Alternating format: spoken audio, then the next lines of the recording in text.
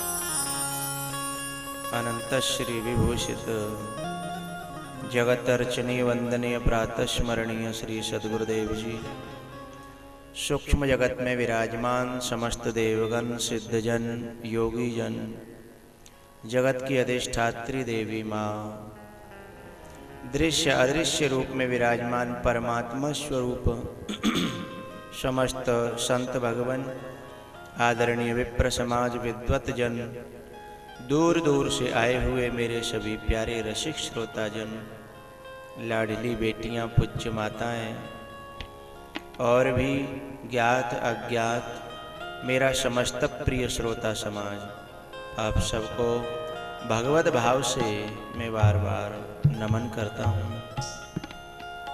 आज इस श्रीमद् भागवत कथा का तृतीय दिवस है। आओ भगवान नाम के सहारे अपने जीवन से जुड़ी हुई कुछ तात्विक और सात्विक श्रीमद् भागवत कथा की चर्चा करें।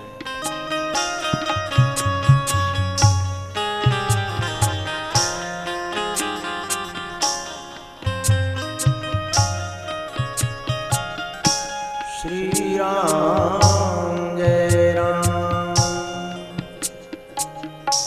जय जय राम, श्री राम जय राम, जय जय राम, श्री राम जय राम, जय जय राम,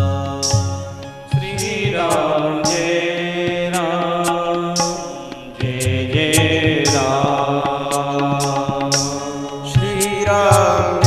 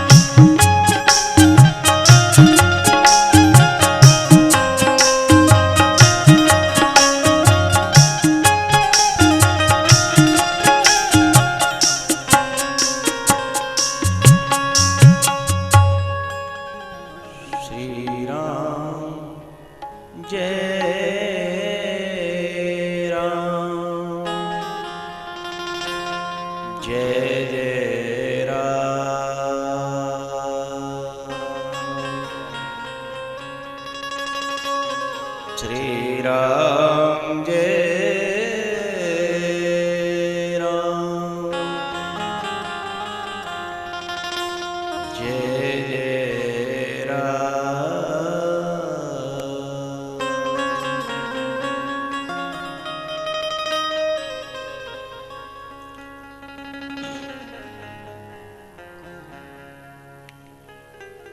कल हमने चित्रकूट की चर्चा की। हे राम कथा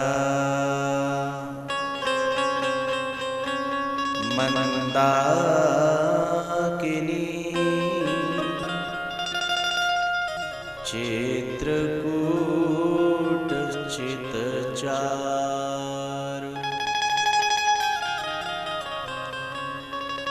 तुलसी शुभग शनेहवन,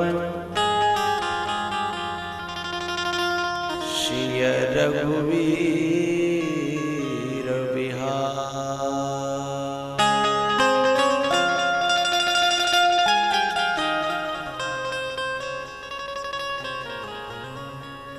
राम कथा मंदाकिनी।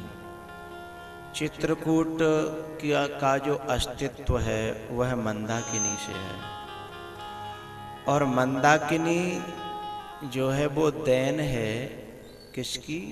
अनुसुईया की। सुरसरीधार नाम मंदाकिनी, लेकिन ये किसकी वजह से प्राप्त हुई? अत्रि प्रिया निज तपबल आनी, अत्रि प्रिया, अत्रि प्रिया निज तपबल आनी, अत्रि प्रिया। चित्रकूट में मंदाकिनी और संतों के हृदय में राम कथा।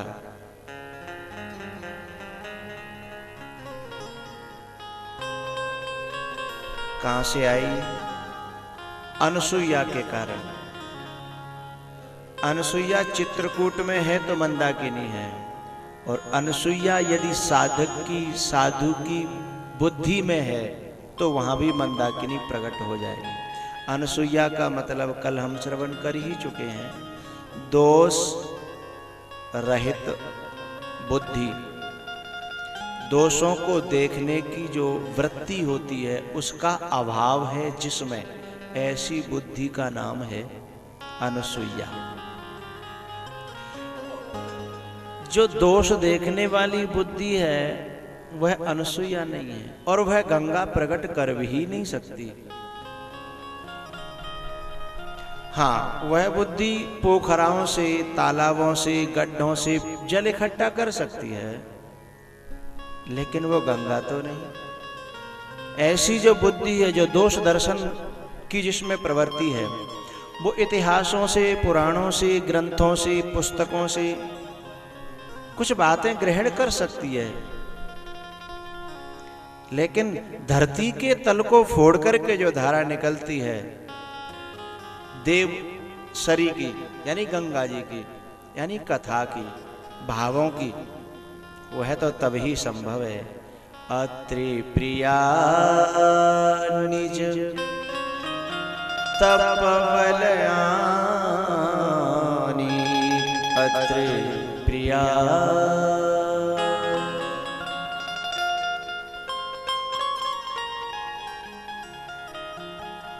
ये अनसुईया करदम और देवहूति की 9 पुत्रियों में से, बेटियों में से एक थी।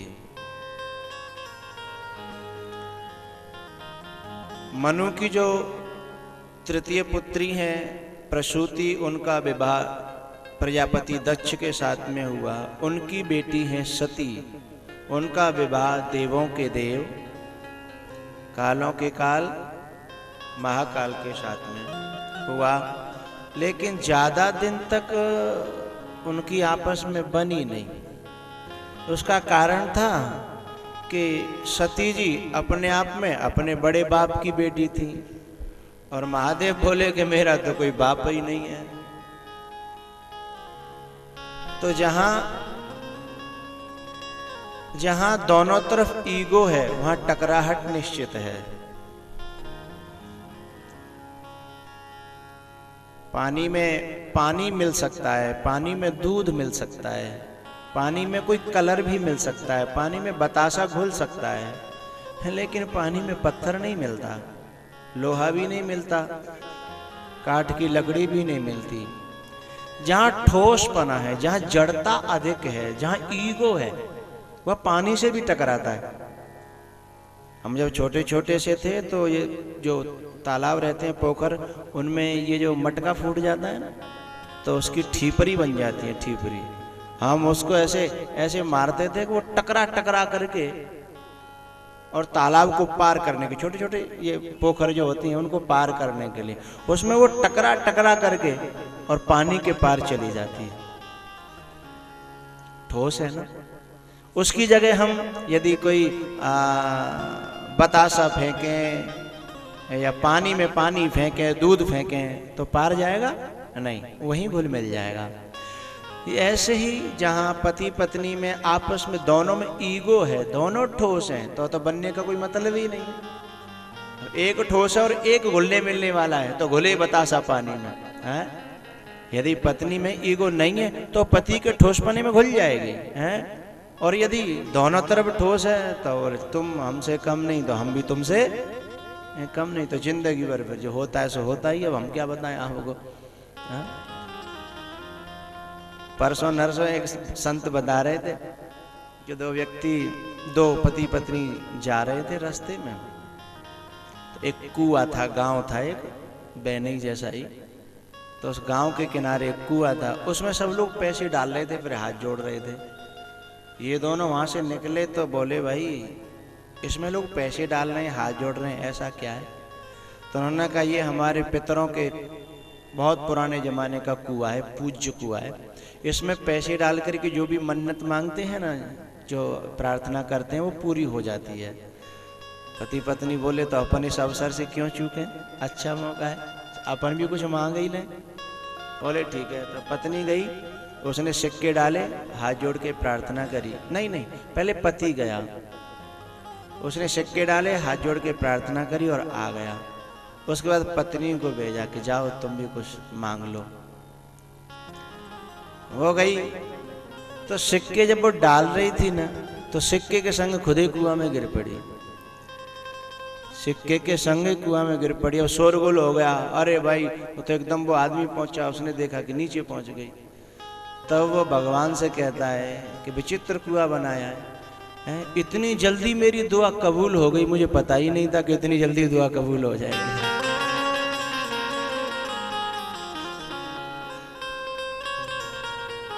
हे भगवान, थोड़ी देर तो करता, मुझे घर तक तो जाने देता, इतनी जल्दी दुआ कबूल कर रही मेरी।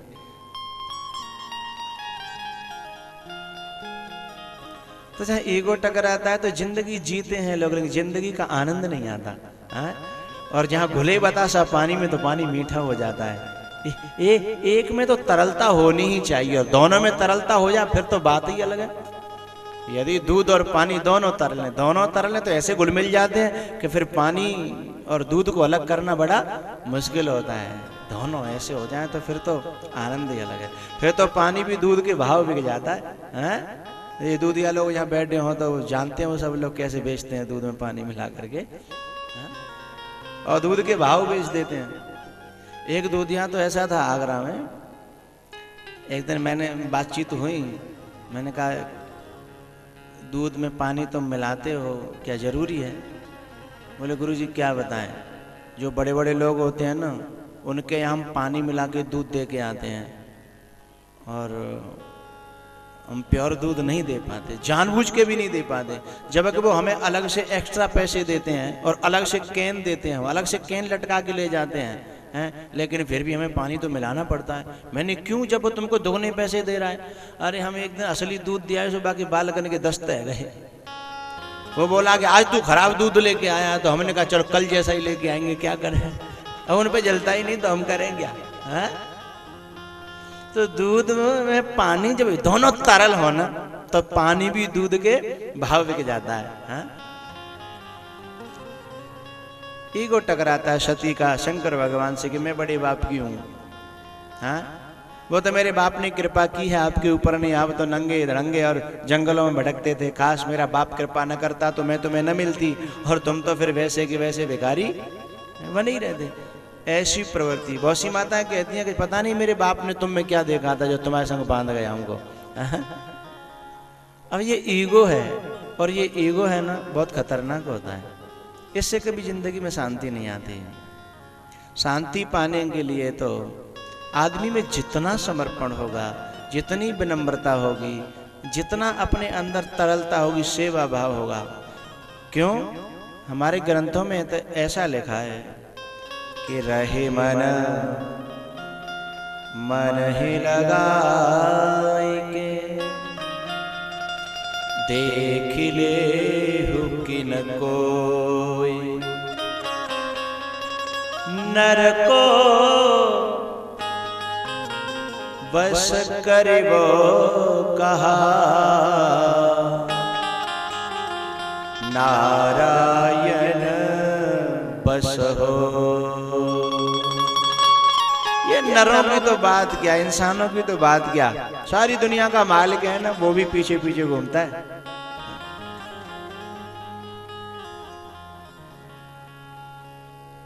मेरे पीछे हर फिरे कहत कबीर कबीर।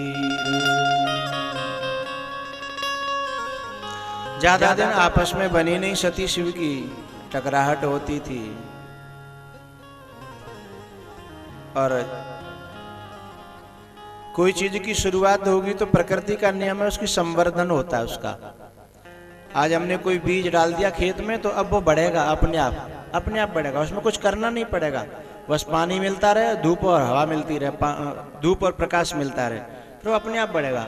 ऐसे ही हमने अपने परिवार में, अपने दिल में यदि कोई विद्वेष का बीज डाल दिया, आपस में वैमनस्यता का बीज बो दिया, ईर्ष्या द्वेष का बीज बो दिया, तो बिना किसी प्रक्रिया के, बिना किसी मेहनत के वो बढ़ेगा।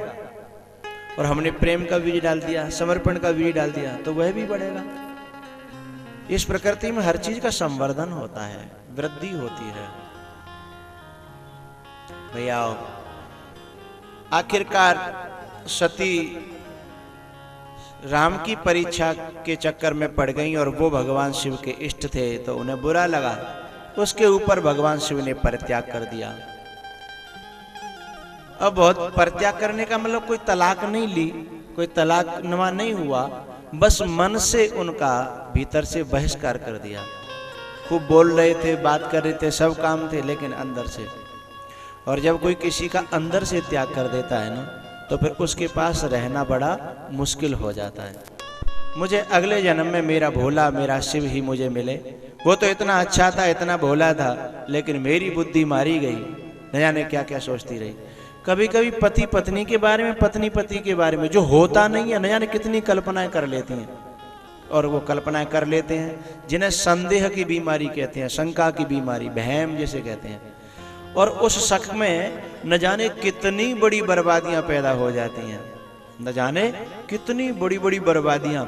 लेकिन थोड़ा सा यदि हम समझने की कोशिश करें, थोड़ा सा हम समझने की कोशिश करें, तो बड़ी बड़ी बर्बादियों को रोका भी जा सकता है।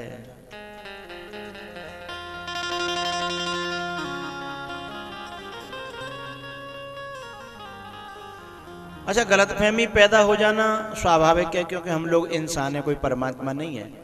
लेकिन गलतफहमी हो जाए तो उसके बाद में सबसे गलत निर्णय ये है कि अब तो मुझे समझना ही नहीं है, अब तो मुझे इसको समझा देना है अच्छी तरह। पति भी सोचता है कि ऐसा समझा दूंगा कि जिंदगी में फिर दोबारा समझाने की जरूरत नहीं पड़ेगी। और पत्नी भी कहती है कि बेटा तू भी याद करेगा, पाला पड़ा था किसी की बेटी से, हैं, मैं भी जो है कोई कम नहीं हूं। ऐसी वृत्ति बन जाना है ना, फिर बड़ा मुश्किल हो जाता है। ये विनाश का सीधा सीधा निमंत्रण है, विनाश को बुलाना है। तो होना क्या चाहिए, होना क्या चाहिए जो विनाश रुक जाए और विकास हो जाए। इसका एक उपाय है, लेकिन वो मैं ऐसे फ्री में नहीं बताऊंगा, उसे तो पैसे लेके बताता हूँ। मुझे कभी आप मिलो तब पूछना, ठीक है? हाँ, उसकी कीमत लेता हूँ। अब फ्री में बताया तो कोई इज्जत भी नहीं रहती, फोकट में मिला था, है ना?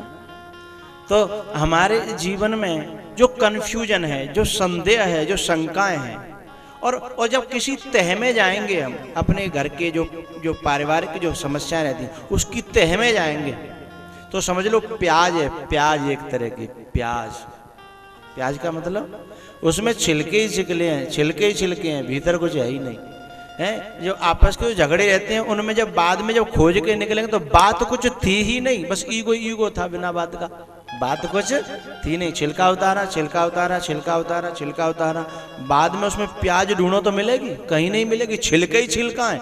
ऐसे ही कंफ्यूजन में, संदेह में, भ्रम ही भ्रम होता है, अंदर कोई तथ्य नहीं होता।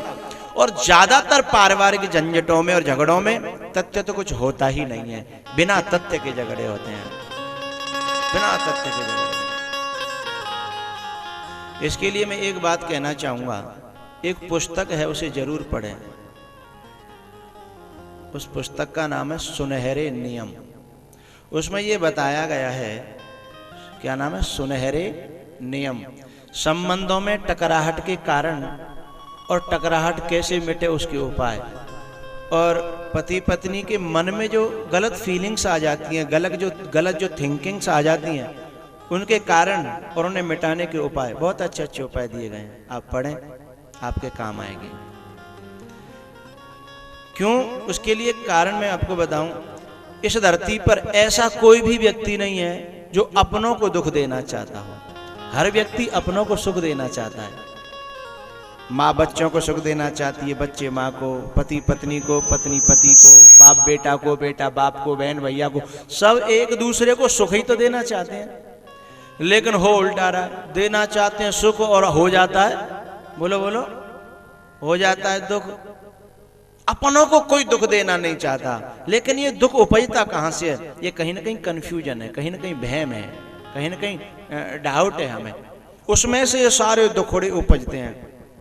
और वो समझ में आ जाए ज्यों की त्यों, तो ये सारे कष्टों का निवारण हो सकता है।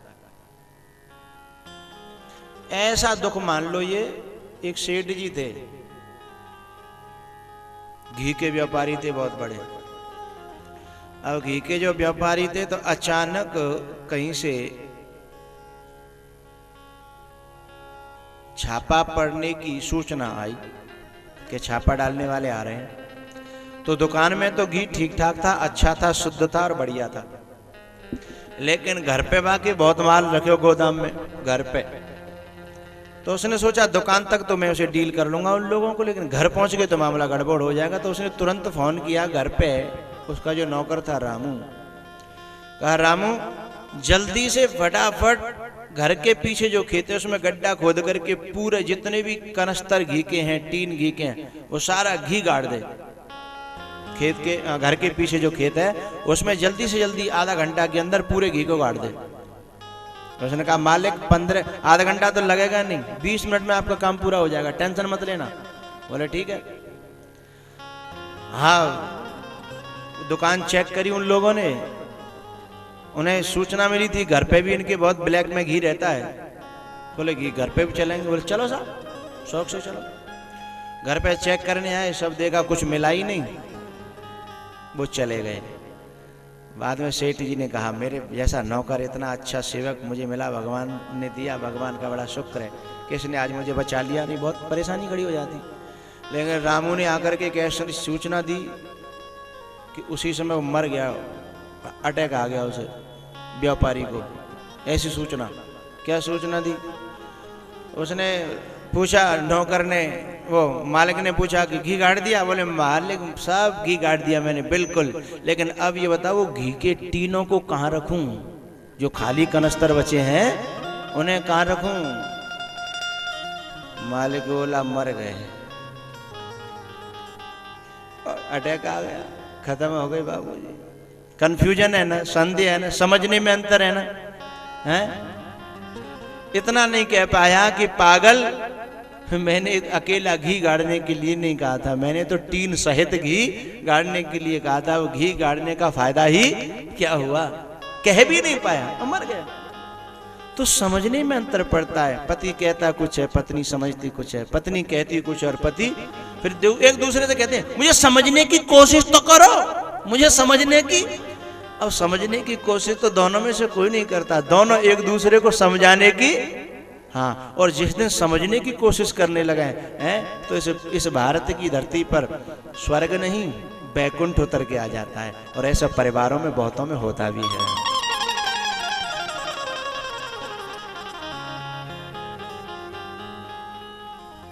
भैया आओ,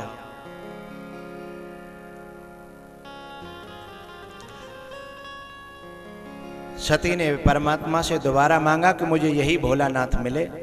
तो दोबारा हिमाचल के यहाँ जन्म हुआ, फिर तपस्या की और दोबारा से फिर भोलेनाथ को प्राप्त हुई। कथा का मतलब क्या है? आध्यात्मिक जो श्रोता बैठे हुए हैं, ये सती है हमारी तर्कयुक्त बुद्धि, संशय युक्त बुद्धि और अपने आप में ईगो लिए हुए जो बैठी रहती है, ईगो यानी अहंकार, वो है बुद्धि। क्योंकि ये पैदा ही अहंकार से हुई है। दक्ष से, दक्ष अहंकारी है और बड़ा चतुर है अपने आप में, ये वहीं से पैदा हुई है। लेकिन दक्ष ने सोचा था कि ये भले ही ये मेरी बेटी है, लेकिन किसी सरल के समर्पित होगी, किसी विश्वास के समर्पित होगी, तो ही इस बुद्धि का कल्याण होगा, तो ही सती का कल्याण होगा। हमारी चतुराई और चालाकी जब विश्वास को समर्पित हो जाएगी, सरलता को समर्पित हो जाएगी, भोला भाला सरल, तो इसका कल्याण हो जाएगा। लेकिन ये उसको समर्पित हो नहीं पाई। लेकिन इस बुद्धि को जब स्वयं से घृणा हुई कि मेरी चालाकियां, मेरी चतुराइयां, मेरा अहम ही मेरा विनाश का कारण बना, इसने अगले जन्म में उस सब का त्याग कर दिया। फिर ये चालाक की बेटी नहीं बनी, फिर ये जड़ की बेटी बनी। पहाड़ क्या है? जड़। फिर ये चतुराई की, चालाकी की बेटी नहीं बनी, फिर ये स्थिर की और अटल की बेटी बनी। पहाड़ क्या है? अटल। फिर ये किसी गरम दिमाग वाले की बेटी नहीं बनी, दक्ष गरम था, लेकिन हिमाचल क्या है? ठंडा, शीतल है। ये शीतलता की बेटी बनी। इसने होशियारी त्यागी, गरमाई त्यागी, चंचलता त्याग दी। इन्होंने फिर जड़ता स्वीकार करी, स्थिरता स्वीकार करी और शीतलता स्वीकार करी। और ये साधक के जीवन में जब आएंगे तब परमात्मा दोबारा मिलता है, ईश्वर दोबारा मिलता है। और ऐसे जब संबंध जुड़ता है ना, तो फिर चिरकाल स्थायी होता है। फिर ऐसे संबंध के बाद में फिर उस कोख से, उस गर्भ से गणेश पैदा होता है, कार्तिकेय पैदा होता है। कार्तिकेय माने पुरुषार्थ और गणेश माने विवेक। तो ऐसा सदगुरु, सरल, विश्वास और शक्तियों का भंडार, और ऐसी श्रद्धा जो सरल है, शीतल है और अटल है। श्रद्धा चंचल नहीं होनी चाहिए, श्रद्धा आज यहां, कल वहां, परसों वहां ना, श्रद्धा अटल होनी चाहिए। फिर सप्तऋषि डिगाने आए, न जाने कितने लोग डिगाने आए, लेकिन एक ही बात कह दी, जन्म कोटि लगे रगर हमारी, जन्म कोटि लगे रगर हमारी,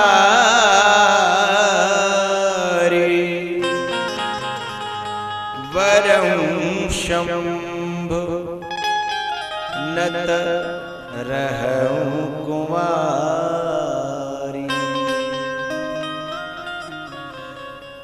आप कहीं शत वार महेशु,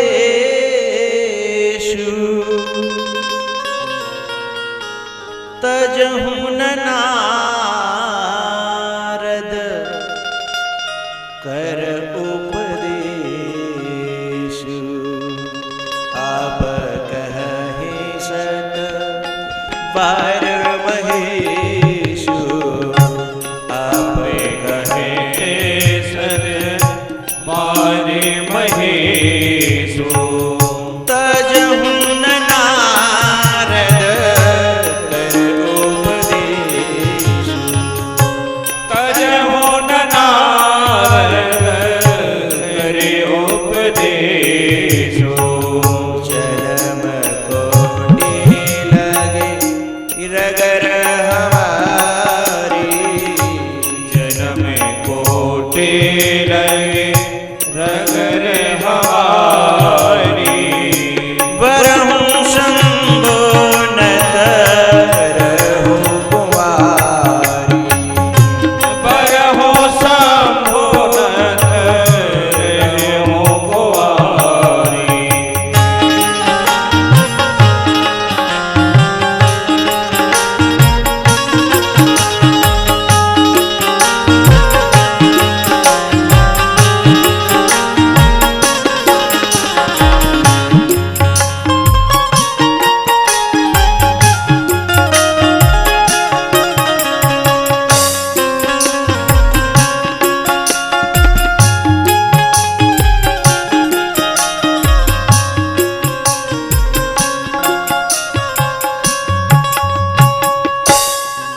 वरं शंभुनत।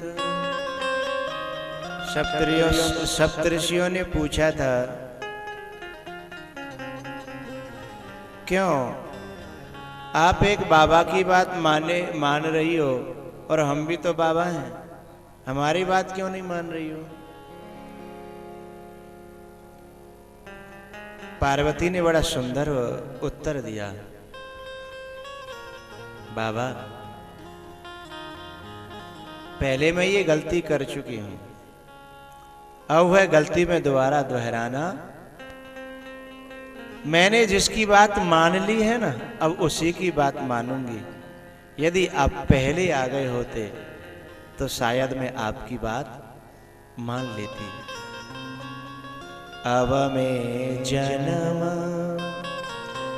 संबोहित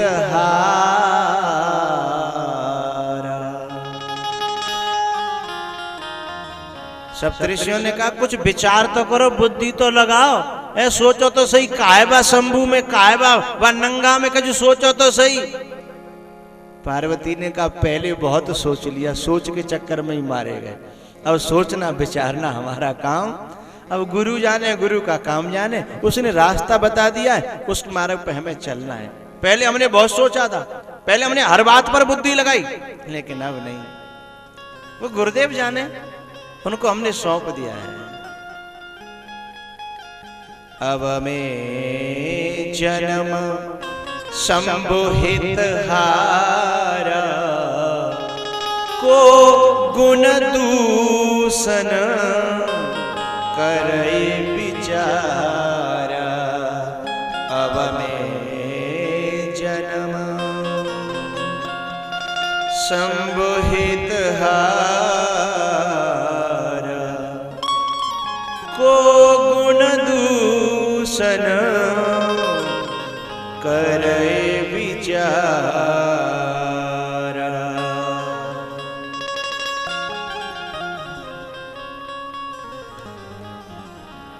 पार्वती के जीवन में बड़ा परिवर्तन आया।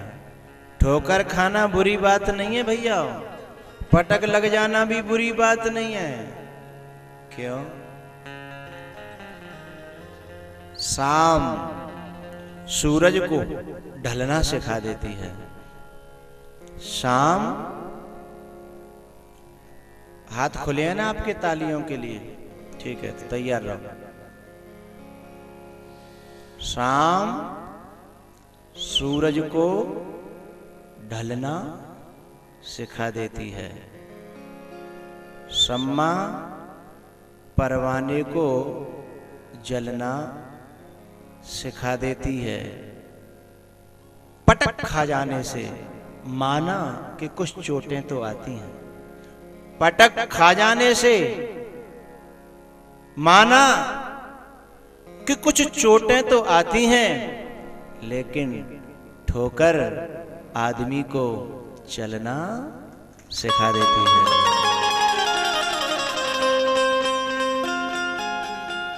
ठोकर आदमी को चलना, सती को चलना आ गया।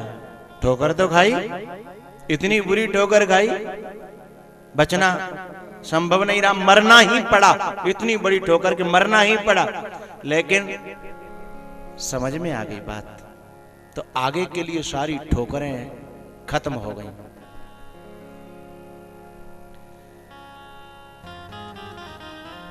मनु जी महाराज के जो दो पुत्र हैं, प्रियव्रत और उत्तानपाद, उत्तानपाद के दो विवाह हुए। दो पत्नियां थीं, सुनीति और सुरुचि। सुनीति का बेटा ध्रुव और सुरुचि का बेटा उत्तम। एक दिन ध्रुव जी महाराज अपनी माँ की गोद में, अपने पिता की गोद में जा रहे थे गद्दी पर, तो उसकी जो मौसी थी ना, उस मौसी ने उसे नीचे पकड़ के खींच लिया और एक कनपटी पे दे करके बोली, इस गोदी में चढ़ने की आज के बाद हिम्मत मत करना, और इस गोदी में चढ़ना है तो पहले जंगल जा, तपस्या कर, फिर मेरी कोख मांग भगवान से। मेरी कोख में आने के बाद फिर तू इस गद्दी का अधिकारी बनेगा। लंबी लंबी सांसें और सिसकियां लेता है ध्रुव। वहां तो नहीं रोया, सीधा पहुंचा मां के पास और मां से लिपट गया और फिर रोना प्रारंभ किया।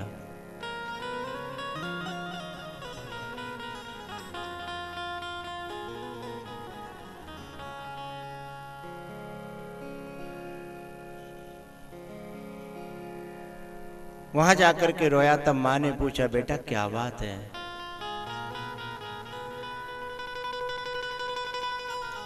मां, मेरा पिता कौन है?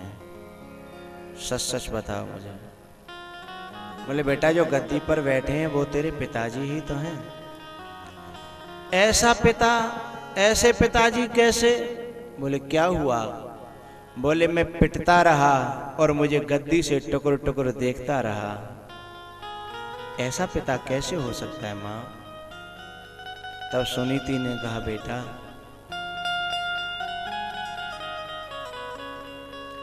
जब दिन गर्दिश के आते हैं, हर शख्स बुराई देता है। माँ बाप निकम्मा कहते हैं और यार गवाही देता है। हर दिल को बुरे लगते हैं हम और गाली भाई देता है घर वाले ना। मुख से बोले जग जहर दिखाई देता है। बेटा तेरी माँ के इस समय दिन टेढ़े चल रहे हैं और जब तेरी माँ के दिन टेढ़े हैं तो तेरे भी दिन टेढ़े हैं बेटा। और ऐसे समय पर तेरी मदद के लिए कोई खड़ा नहीं होगा क्योंकि बुरा समय चल रहा है।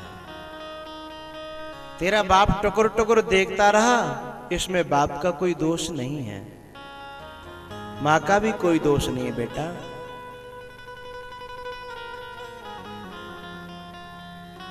लेकिन बात क्या हुई? ध्रुव ने पूरी बात बताई। तब मां ने कहा, बेटा तेरी मौसी तेरे से तपस्या करने के लिए कह रही थी।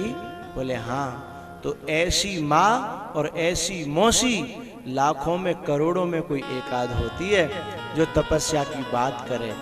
ऐसी मौसी को तो प्रणाम कर, ऐसी मौसी के चरणों में वंदन कर तू और उसकी आज्ञा का पालन कर। मेरी भी आज्ञा है।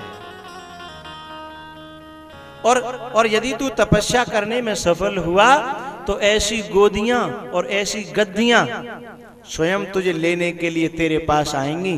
तुझे गद्दी के पास नहीं जाना पड़ेगा, तुझे गोदी के पास नहीं जाना पड़ेगा।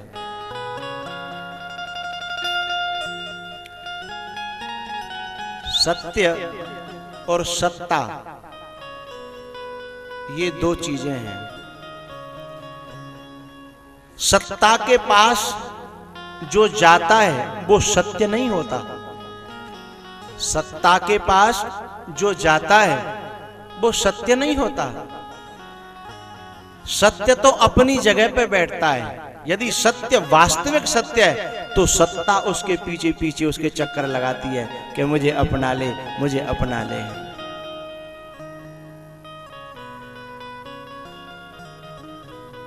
कंस सत्ता को पाने के लिए अपने बाप को जेल में डाल देता है, सत्ता को पाने के लिए। लेकिन सत्ता उसको स्वीकार नहीं करती। सत्ता तो सत्य की शरण में जाती है। अंतिम में जब कंस मरता है तो सत्ता कृष्ण के हाथों में आती है। कृष्णम परम धीमहि, कृष्ण परम सत्य है भागवत में। और रामायण में भगवान राम सत्य है। वहां भी सत्ता की जब बात आई तो राम ने सत्ता को ठोकर मार दी। राजीव लोचन राम चले, हे राजीव लोचन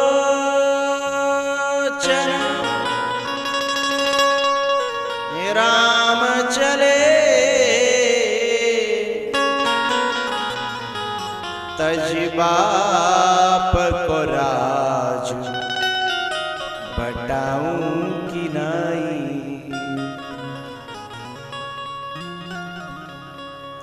कुछ लोग प्रश्न करते हैं रामायण के श्रोता कि महाराज जो भगवान राम ने खड़ाऊं दी भरत को, वो खड़ाऊं कहां से आए? कौन सी लकड़ी की बनी थी? शीशम की बनी थी कि काय की बनी थी? कहां से आई थी? राम तो नंगे पांव गए थे। इस प्रश्न का उत्तर दे रहा हूं मैं आपको। मुझसे तो कोई नहीं, किसी ने नहीं किया आपने, लेकिन ये प्रश्न समाज में रहता है।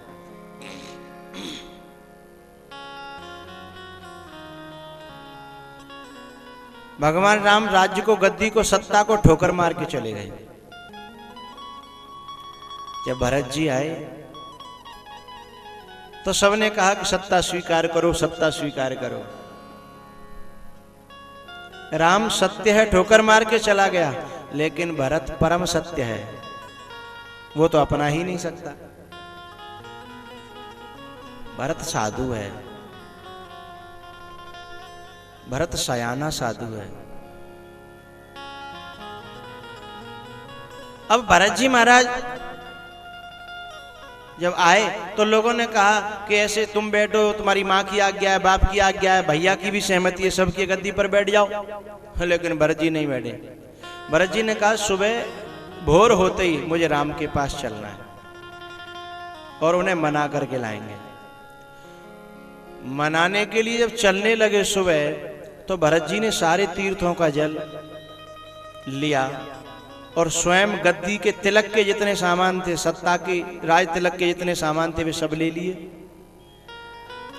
और जब तिलक करते हैं ना, राज तिलक किसी राजा का, तो उसे खड़ाऊं पहनाई जाती है, तो भरत जी ने स्वयं खड़ाऊं भी ले ली। अब सब लोग बोले कि हम राम को मनाने जा रहे हैं कि ये सब सामान ले जाकर के वहां क्या करेंगे? राम को मनाने जा रहे हैं तो राम को ले आएंगे, यहां सब राज तिलक वगैरह होगा। तब भरत जी ने कहा राज सत्ता को पाने के लिए राम यहां लौट करके आने वाले नहीं है। राम को सत्ता की जरूरत नहीं है। यदि सत्ता को सत्य की जरूरत हो तो चल करके राम के चरणों में जाए और राम स्वीकार कर ले, ये बहुत बड़ी बात है। सत्ता चल करके सत्य के चरणों में गई, सत्य चल करके सत्ता के चरणों में नहीं आया। तो वो जब राज तिलक राजा को होता है तो खड़ाऊं पहनाई जाती हैं, उसमें भरत जी स्वयं ही अपने सामान में खड़ाऊं लेकर के गए, और राम जी ने तो केवल अपने चरण उसमें रख दिए, स्वीकार कर लिया और उसे लौटा के भरत को ही दे दिया। तेरा तुझको अर्पण क्या लागे मेरा।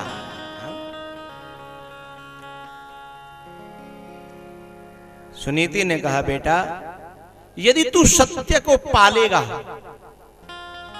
तो जितनी भी ये सत्ताएं हैं, एक नहीं जितनी भी सत्ताएं, सब तेरे पास आकर के प्रार्थना करेंगी कि हमें सेवा में ले लो, हमें सेवा में ले लो, हमें सेवा में ले लो।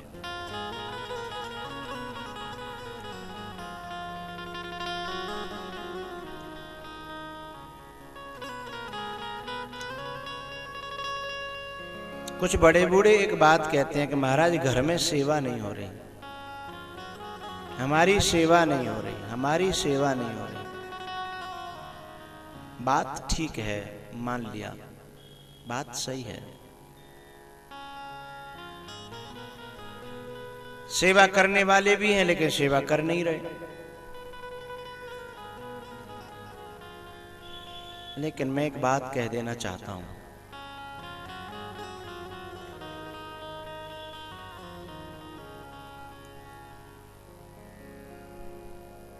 घर में रहने पर, अपना सब कुछ देने पर, सब कुछ लुटाने पर संतान के ऊपर, फिर भी संतान सेवा नहीं कर रही।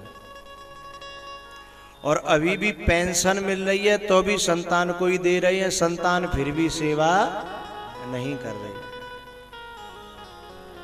जो फंड मिला था वह भी संतान को दे दिया तो भी संतान सेवा नहीं कर रही। अभी एक आध नाम में है जो कुछ मकान वकान, तो वह भी नाम करने के लिए कह दिया है जिस बेटे से, फिर भी सेवा नहीं हो रही। तो उसकी गहराई में जाकर के तो देखा कारण क्या है। इतना सब कुछ बर्बाद करने के बाद में भी जो हम चाह रहे वो नहीं हो रहा।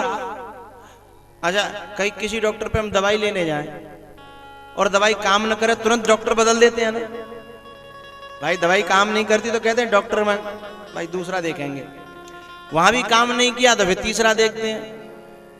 लेकिन घर में हजारों बार मात खाने के बाद हम अपना विचार नहीं बदल पाते, हम अपनी सोच नहीं बदल पाते, हम उस गहराई में नहीं जा पाते कि इसका कारण क्या है। अब पूछो तो मैं चर्चा कर सकता हूं 1 मिनट के लिए। बोलो। हाँ,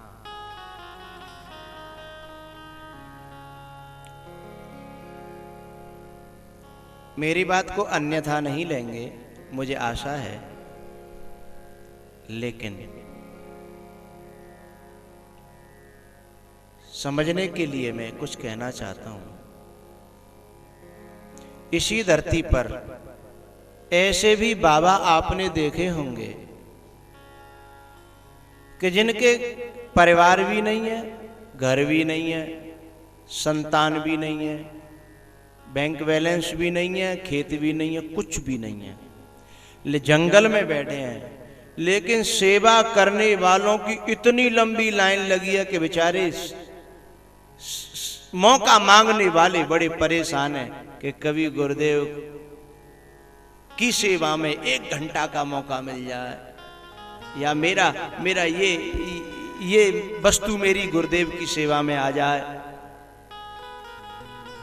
आपने सुना होगा पटिया वाले बाबा करे, उनके अंतिम समय जब चल रहा था उससे 8-10 दिन पहले मुझे दर्शन का मौका मिला। इतनी लंबी लाइन लगी दर्शन करने वालों की, और हाथों में जाने क्या क्या सेवा के उपहार थे, गिफ्ट थे, न जाने क्या क्या। कुछ लोग जिद कर रहे थे कि एक पेड़ा मेरे हाथ से गुरुजी खा लें, तो सेवक लोग रोक रहे थे, अरे हम बड़ी भाव से लाए खा लें। तो एक सेवक ने, जब मैं लाइन में लगा था तो एक सेवक ने पूछा उन्हें खिलाने वालों से कि ये लाइन देख रहे हो आप? बोले हाँ। कम से कम 1-1000 आदमी तो होंगे लाइन में? बोले हाँ। एक एक पेड़ा खवाएंगे तो 1000 पेड़ा आएंगे, गुरुजी को कहा होगा जरा सोचो। एक एक पेड़ा खवाएंगे तो 1000 पेड़ा आएंगे, गुरुजी को कहा होगा। तब उनकी समझ में आई, बोले भाई यहाँ रख दो अपने पैकेट और आप निकलो आगे। जिनके खेत नहीं, मकान नहीं, दुकान नहीं, कुछ भी नहीं है, और उनके अंश से कोई संतान भी पैदा नहीं, लेकिन सेवा करने वालों की कितनी लंबी लाइन लगी है? और एक घर में संतान है 5-5, 4-4, फिर बहुएं हैं, फिर नाती हैं, फिर नत बहुएं हैं, लेकिन वो डोकरा रो ही रहा है कि महाराज घर में सेवा ही नहीं हो रही। तो कोई ना कोई तो कारण होगा, कहीं ना कहीं तो कोई भूल है, कहीं ना कहीं कोई समझने में अंतर पड़ रहा है। भाई सीधी सी बात है, जो मैं कह रहा हूं उसी के पीछे इसका निराकरण है कि हम कहीं ना कहीं असत्य की ओर भागे हैं और सत्ता की ओर भागे हैं। यदि हम सत्य की ओर भागे होते तो सत्ता और असत्य हमारे पीछे पीछे लंबी लाइन में खड़ा होता है, लेकिन सत्ता के और सत्य के पीछे हम भागे तो वो फिर हमसे छोड़ करके भागने लगी, हमसे दूर भागने लगी। वही तो सुनीति कह रही है कि बेटा यदि इस गोदी में तू जबरदस्ती चढ़ना चाहेगा तो ऐसे ठुकराया जाएगा, फटकारा जाएगा, मारा जाएगा और गिराया जाएगा। लेकिन थोड़ा सा यहां से हटकर के ऐसे मुड़ के देख, यही गद्दी, यही गोदी, यही पब्लिक, यही राजा तेरे चरणों का गुलाम न हो जाए तो मुझसे कह देना। सुनीति कह रही है बेटा जरा चल के देख, क्योंकि सत्य के पीछे सत्ता चलती है। सत्ता के पीछे चले वो सत्य नहीं है, असत्य हो सकता है। स्वीकार कर ले, अपना ले, ये सत्य की करुणा है, ये सत्य की दया है। भैया सुनीति ने जब उपदेश किया अपने बेटा को, तो ध्रुव ने मां को प्रणाम किया और कहा, मां मैं जा रहा हूं तपस्या करने। ठीक है बेटा, मेरी दुआएं हैं, मेरा आशीर्वाद है कि तू सफल हो। और यो साधना के मार्ग पर अपनी मां की दुआ लेकर के जाते हैं।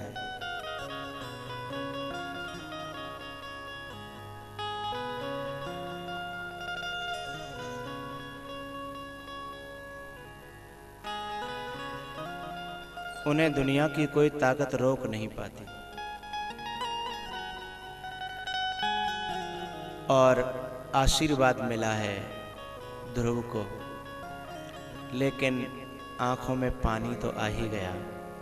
सुनीति के इकलौता बेटा और माँ को छोड़ करके जाए, और पति के यहाँ भी उसकी कोई जगह न हो, महलों में कोई जगह न हो।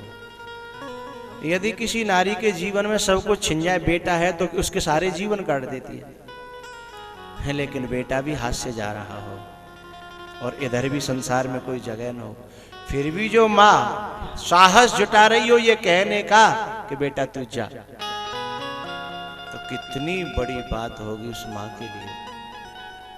ऐसी माँ के चरणों में देवता भी आकर के प्रणाम करते हैं साहब। वो अपने बेटा को आशीर्वाद देती और कहती है, बेटा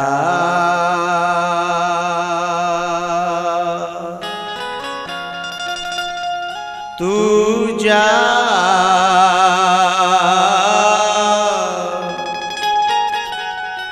संग में दुआ हमारी है।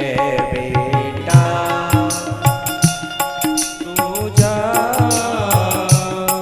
संग में दुआ हमारी है। लाला तू जा, संग में दुआ हमारी है। तू जा, संग में दुआ हमारी है। धन्य भारत तुम्हें, धन्य भारत तुम्हें, हाँ धन्य भारत में, धन्य भारत में ऐसी महतारी है। दादा तू जा, संग में दुआ हमारी है।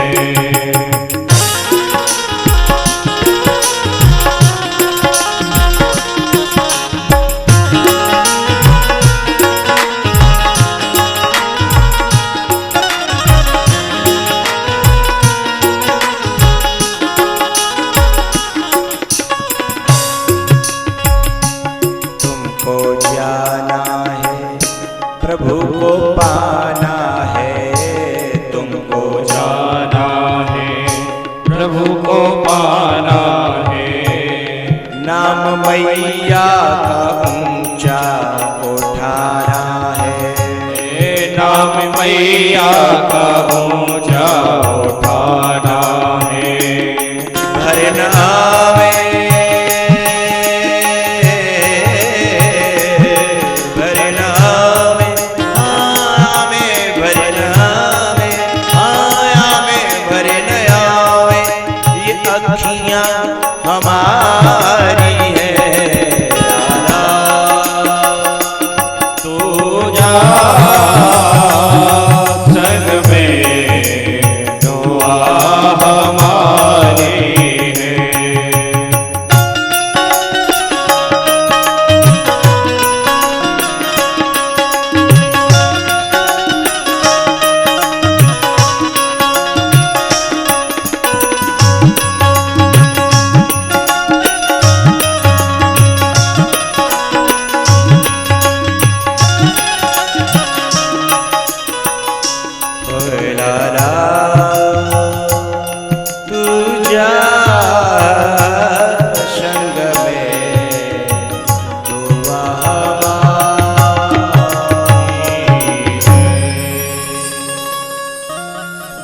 धन्य भारत में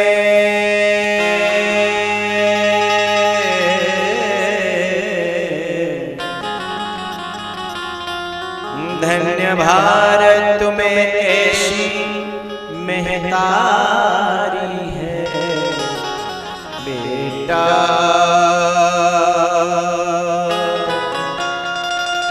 तू जा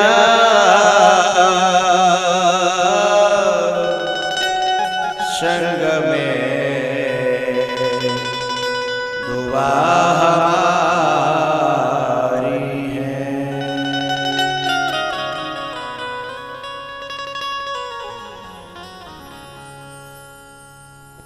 ध्रुव जी महाराज महलों से निकल करके जंगल में जब गए, सुनीति का आशीर्वाद लेकर और सुरुचि के पैर छूकर, साधना के मार्ग में राग तो बाधक है ही, लेकिन द्वेष उससे भी ज्यादा बड़ा बाधक है। और इस मार्ग में चलने के लिए दोनों को ही पीठ देनी पड़ेगी, राग को भी और द्वेष को भी। यदि हम द्वेष को हृदय में लेके गए तो भी सफल नहीं होंगे, और राग को हृदय में लेके गए तो भी सफल नहीं होंगे। इसलिए राग का आशीर्वाद लिया, उसे भी पीठ दी, और द्वेष के भी चरण छुए, उसे भी पीठ दी। इस मार्ग में राग द्वेषौ व्यवस्थितौ, ये दोनों ठग हैं, ये दोनों खींचने वाले, इन दोनों को पीठ दी। लेकिन भैया यदि वैराग सच्चा है, लगन सच्ची है, दृढ़ निश्चय है हमारा जिस मार्ग पर हम चल रहे हैं, तो हम सफल होंगे। हम थोड़े भी यदि कच्चे हैं तो हमें कोई भी लौटा लेगा, कोई भी।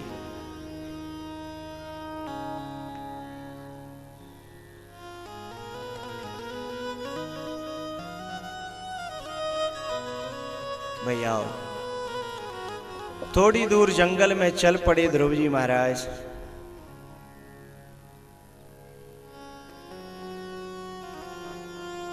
परमात्मा तो सबके हृदय में बैठा हुआ है, उसे पता है कि अब ये सच्चे दिल से मेरी ओर चल पड़ा है, लेकिन फिर भी थोड़ा सा जानकारी तो करनी चाहिए, सच्चे से है या कच्चे से है, सच्चे दिल से है या कच्चे दिल से है, जानकारी तो करनी चाहिए। तो भगवान ने नारद जी को भेजा कि जाकर के इसे हिला के देखो, लौट जाए तो ठीक है, और यदि नहीं लौटे तो फिर इसे जो भी तुमसे मदद हो सके सारी मदद करो मेरे पास आने के लिए। यहाँ बड़े अच्छे अच्छे साधक आप लोग हैं, न जाने कितने कितने आप लोगों ने जप किए हैं, यज्ञ किए हैं, हवन किए हैं, संतों की सेवाएं की हैं, आप साधक हो सब। मैं आपसे एक बात कह देना चाहता हूँ, वैसे तो ज़्यादातर मेरी पढ़ी लिखी बातें हैं, मुझे ऐसा कुछ आता जाता नहीं है ज़्यादा, लेकिन कुछ बातें जो थोड़े से अनुभव में उतरी हैं वह भी मैं आपसे शेयर कर रहा हूँ।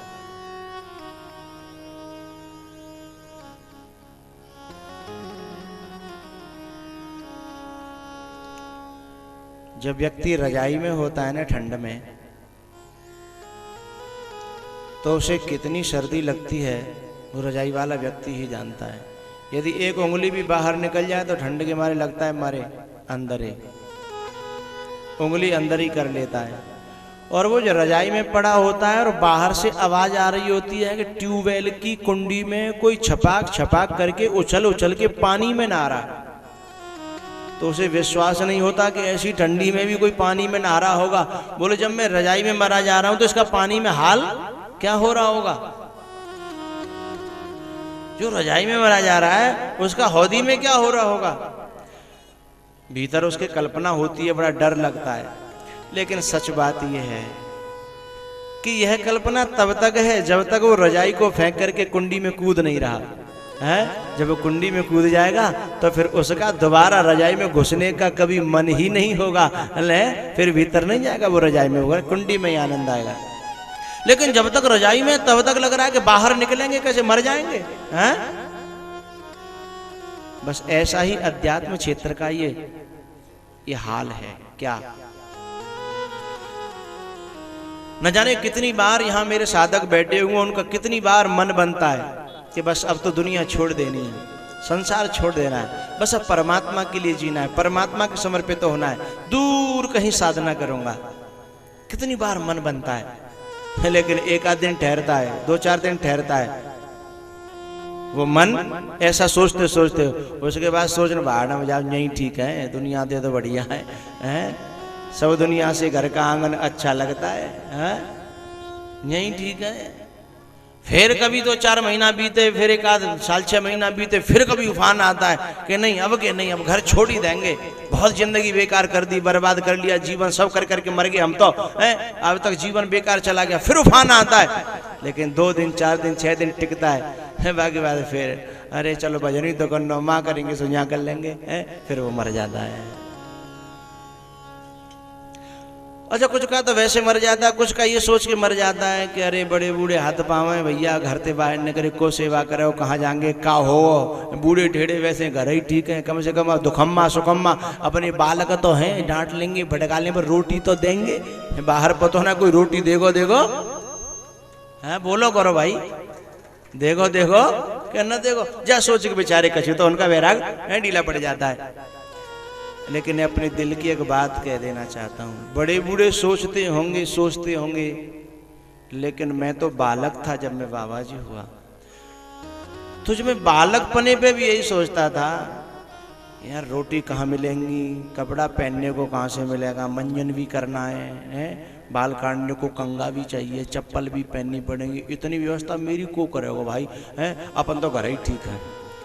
बड़े बूढ़ों का वैराग्य ढीला पड़ जाता है, ये कोई बड़ी बात नहीं है, मेरा तो बचपन में भी जब वैराग्य उठता और ढीला पड़ जाता, उठता और ढीला पड़ जाता कि कहाँ कैसे कैसे व्यवस्था होगी, अरे आंधी तूफान आएंगे तो कोई कमरा भी चाहिए, कैसे मिलेगा, ये सोच करके पांव ढीले पड़ जाते।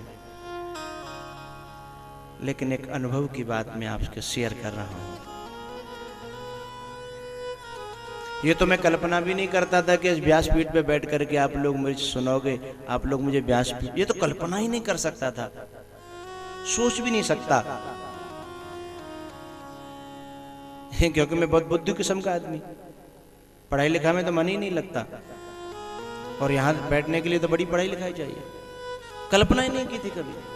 लेकिन ये सब हुआ कैसे, उसका एक कारण मैं आपको बता रहा हूं, आपके जीवन में भी हो सकता है। Nothing is impossible, everything is possible.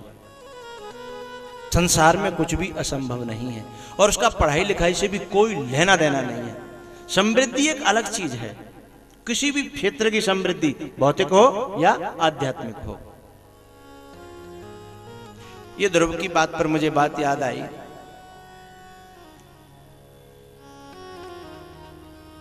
बात यह है, हम लोग, मैं यहां इन पेंट वालों के यहां आना चाहता हूं, और मैंने इनका घर नहीं देखा, मैंने रास्ता नहीं देखा, और मैं बड़ी दूर से चला हूं, और इनको पता लग जाए कि गुरुजी बड़ी दूर से चले हैं और घर आना चाहते हैं, लेकिन उन्होंने रास्ता नहीं देखा, पता नहीं है रास्ते का, तो तुम सब लोग बताओ, जहां तक मैं पहुंच सकता हूं वहां तक तो मैं आऊंगा, लेकिन इन्हें पता लग जाए कि वहां के बाद यहां तक घर तक नहीं आ पाएंगे, तो ये गाड़ी लेकर के वहां पहुंचेंगे कि नहीं पहुंचेंगे? अरे हाँ ना बोलो, है ना? पहुंचेंगे। अंधेरा होगा तो रास्ता में प्रकाश के लिए भी कुछ व्यवस्था करके ले जाएंगे, हर तरीके से घर से वहां तक पहुंचेंगे जहां तक मैं आ सकता हूं, उसके बाद ये पहुंचेंगे, ठीक है? जब संसार में,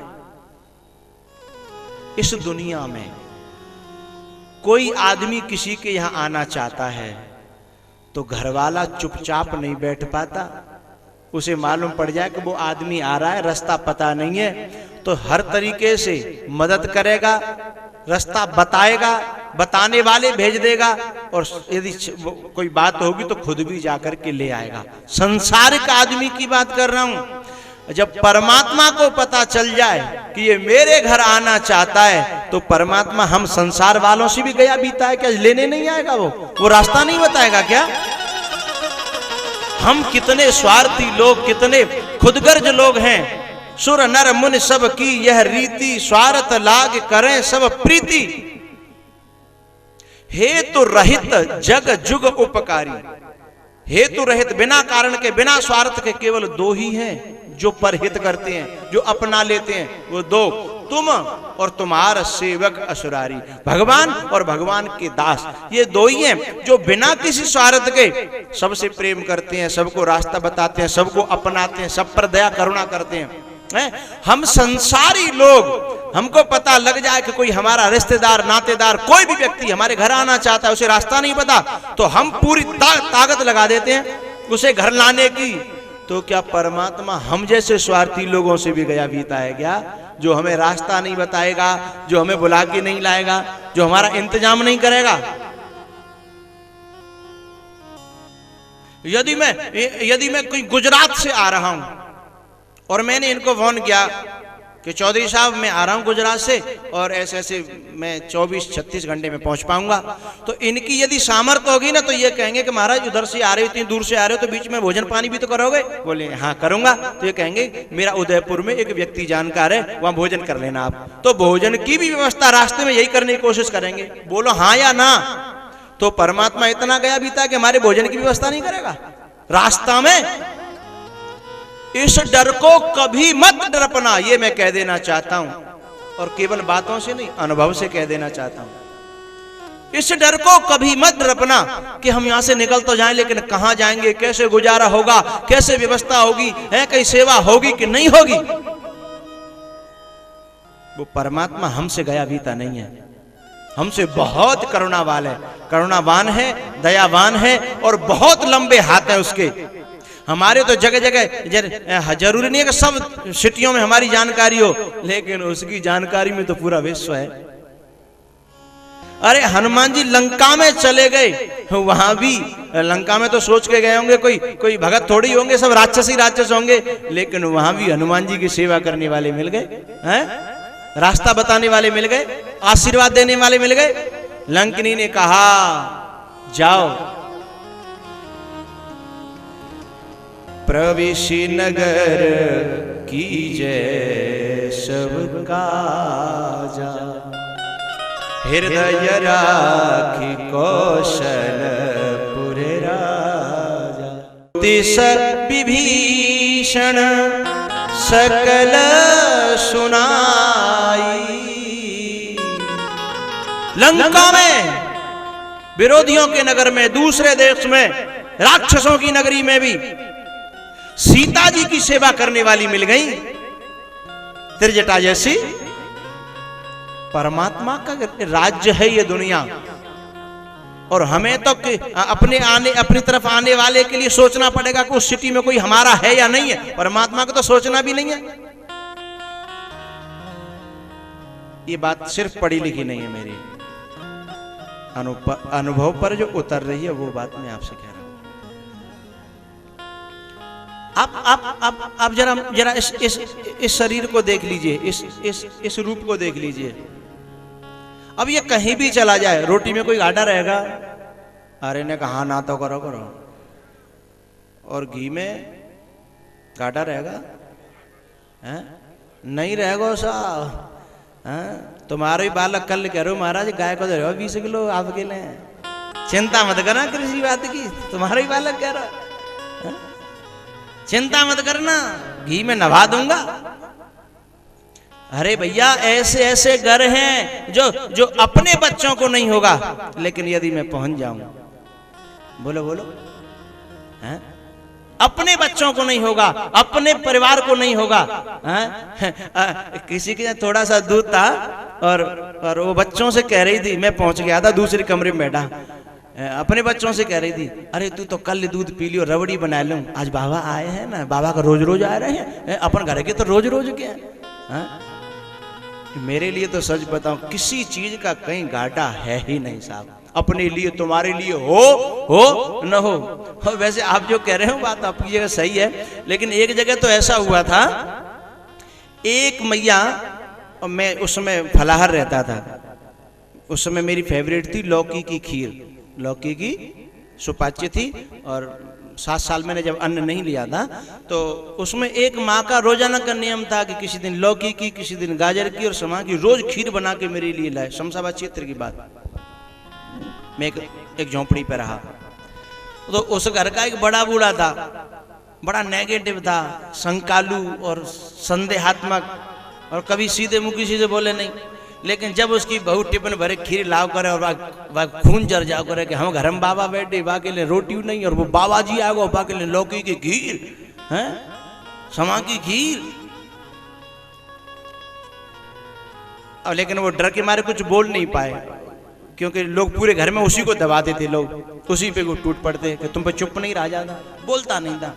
जब चाचा दना है कि एक सप्ताह बीत गो, महीना बीत गो, जब भीतर आदमी भुजो ही जा रहा तो काले रोके हैं। तो एक दिन अब लेकर के खीर जा रही, वो माता उसकी बहू लड़के की पत्नी थी, वो बाबा लगता, तो उस पर रुका नहीं गया।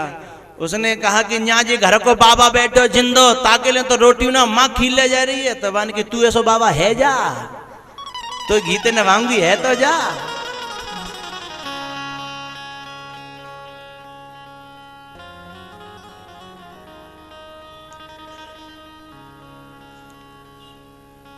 भाई आओ, मुझे बात क्या कहनी थी कि ध्रुव जी महाराज जब चले ना तो परमात्मा ने नारद जी को भेज दिया कि मेरे बच्चा मेरी तरफ आना चाहता है, लेकिन उसको रास्ता भी पता नहीं है और इसे साधना का भी पता नहीं है, और इसने मुझे देखा भी नहीं, मेरा एड्रेस भी पूछेगा तो कैसे पूछेगा, लेकिन इतना पता लग जाए भगवान को कि मेरी तरफ आना चाहता है, तो परमात्मा सारी व्यवस्था करता है। एड्रेस भी खुद बता के आता है, रास्ता भी खुद बता के आता है, और कोई आने जाने की व्यवस्था नहीं होती तो वाहन की व्यवस्था भी स्वयं करता है।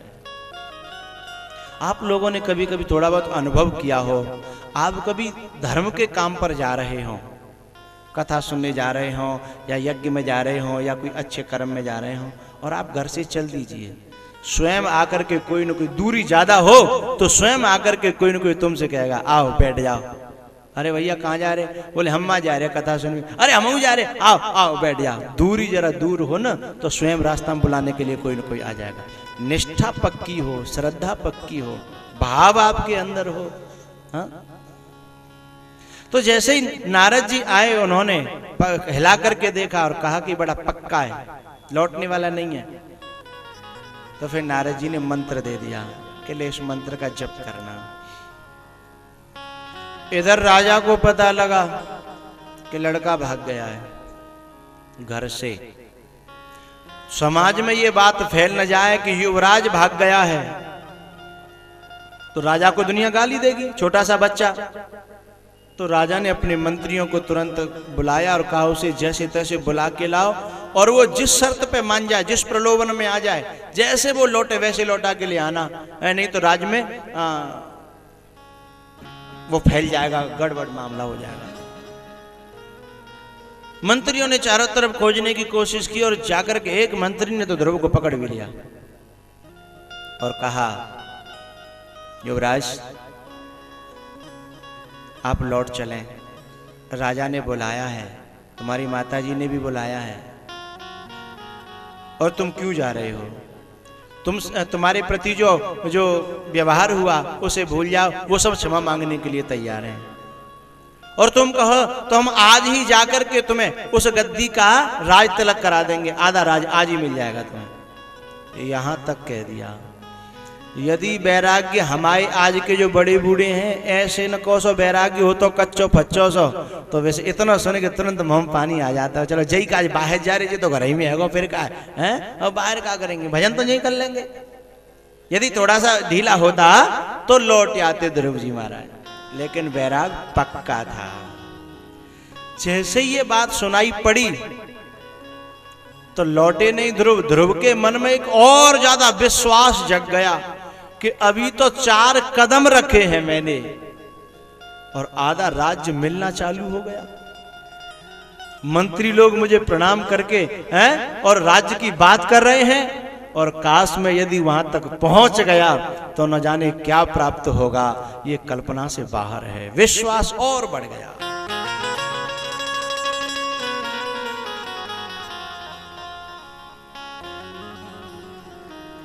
जब पक्का होता है ना वैराग्य तो विश्वास बहुत ज्यादा बढ़ जाता है, और कच्चा होता है तो वहीं से आदमी बस सौदा करके चला आता है कि ठीक है इतना कर लो और का बहुत है, ये मिल गया वो मिल गया बस काफी।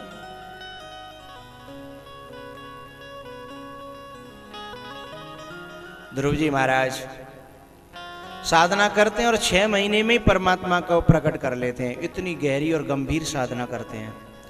भगवान प्रकट हुए। अब ध्रुव जी पे स्तुति करना नहीं आता क्योंकि पढ़े लिखे हैं नहीं, व्याकरण पढ़ा नहीं, संस्कृत पढ़ी नहीं, कैसे स्तुति करें। भगवान ने अपना शंख ध्रुव के कपोल से स्पर्श किया और विद्याएं प्रकट कर दी। फिर ध्रुव जी ने स्तुति करी है। यो अंतः प्रविश्य मम वाचमिमां प्रसुप्तां संजीवयत्यखिल शक्तिधर स्वधाम अन्याश्च हस्तचरण श्रवणत्वगादीन् प्राणान्नमो भगवते पुरुषाय तुभ्यम्। बेटा मुझसे कुछ मांग लो, मैं बड़ा प्रसन्न हूं। ध्रुव जी बोले मैं तो कुछ मांगना करना जानता भी नहीं। मेरी मम्मी ने कहा था कि तपस्या करनी है, मैं तपस्या करने आ गया। अब आप जो उचित समझो उसे दे दो, मैं नहीं जानता। मैंने कभी किसी से कुछ मांगा ही नहीं है। भगवान ने कहा ठीक है, मैं तुम्हें 36,000 वर्ष के लिए वह गद्दी देता हूं जो तेरे बाप की इस समय है। उसके बाद में फिर जब इस धरती को तुम छोड़ोगे तो तुम्हारे लिए स्पेशल एक लोक बनेगा। उस लोक पर तुम राज्य करोगे। वो लोक तुम्हारे नाम से ही जाना जाएगा, जिसे लोग ध्रुव लोक कहेंगे, और पृथ्वी पर वो चमकेगा, इसीलिए लोग उसे ध्रुव तारा कहेंगे। आपके नाम से रहेगा। अब ये भगवान ने जब वरदान दे दिया, उधर राजा को और पूरे नगर में खबर फैल गई कि मेरे बेटे को परमात्मा का साक्षात्कार हो गया और ये वरदान मिला है। बस राजा ने पूरे नगर को इकट्ठा किया कि चलो सब लोग लेने के लिए, उस ध्रुव को लेने के लिए हाथी, रथ, घोड़े और सवारियों से पूरा नगर बैंड बाजे के साथ में आया और ध्रुव जी को ले जाते हैं। ध्रुव जी महाराज जिस नगर से भगाए गए थे उसी नगर में वापस बड़े सम्मान के साथ लाए जा रहे हैं। जिसमें मार पड़ी थी आज उसमें सम्मान और स्वागत और पूजा हो रही है।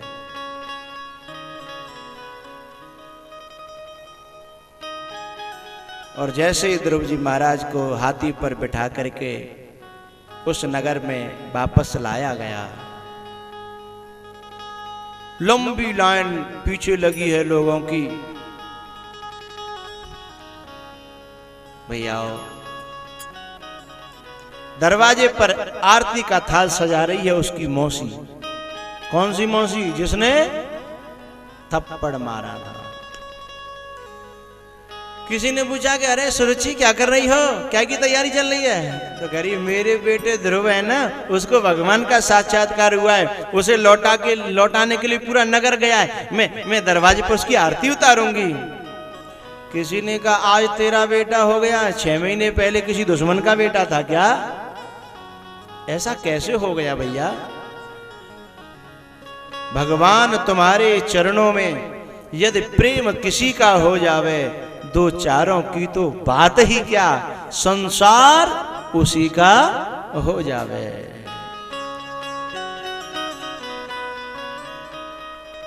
जापे कृपा राम की होई, तापे कृपा करे सब कोई। पहले ये सत्य की ओर नहीं जा रहा था, सत्ता की ओर जा रहा था, लेकिन आज ध्रुव जब सत्य की ओर गया तो सत्ता स्वयं चल करके जंगल में गई है और उसे अपने ऊपर बिठा करके सत्ता स्वयं लाई। आरती की थाली हाथों में है, उन्हीं हाथों में जिसने थप्पड़ मारा था, वही हाथ में लिए हुए जिसने फटकारा था और जिसने कहा था कि तू मेरा बेटा नहीं है, तपस्या करके मेरी कोख से पैदा होगा तब मैं अपना मानूंगी, जब मैं अपना मानूंगी तब इस गद्दी पर तुझे अधिकार मिलेगा। आज वही कह रही मेरे बेटे ध्रुव को परमात्मा का दर्शन हुआ है। सामने जैसे ही मौसी के हाथों में देखा आरती का थाल, ध्रुव की आंखें भर आई। हे परमात्मा, मैं तेरा कितना शुक्रिया अदा करूं, कितना आभार प्रकट करूं, मैं कितना तुझे धन्यवाद दूं। अभी तो मैंने कुछ किया भी नहीं और ये दुनिया कैसी मेरे सामने मेरी पूजा के लिए खड़ी हुई है।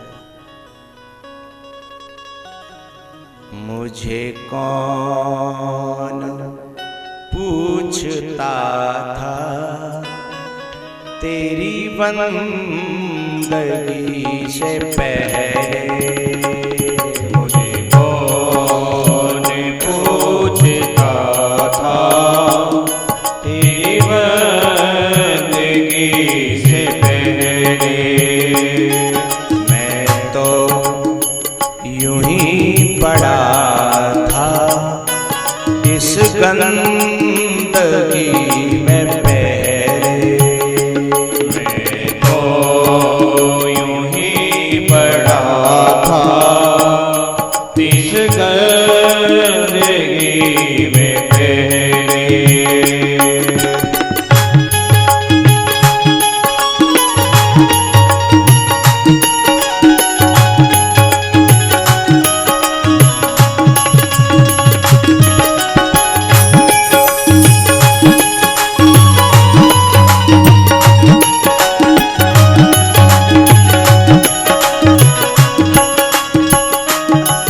सबने मुझे फटकारा, दर दर पे मैं तो भटका। सबने मुझे फटकारा, दर दर पे मैं तो भटका, दर दर पे मैं तो भटका। लेकिन अब तो भरी महफिल में, अब तो भरी महफिल में सब पूछते हैं मेरे। अब तो भरी महफिल में सब पूछते हैं मेरे।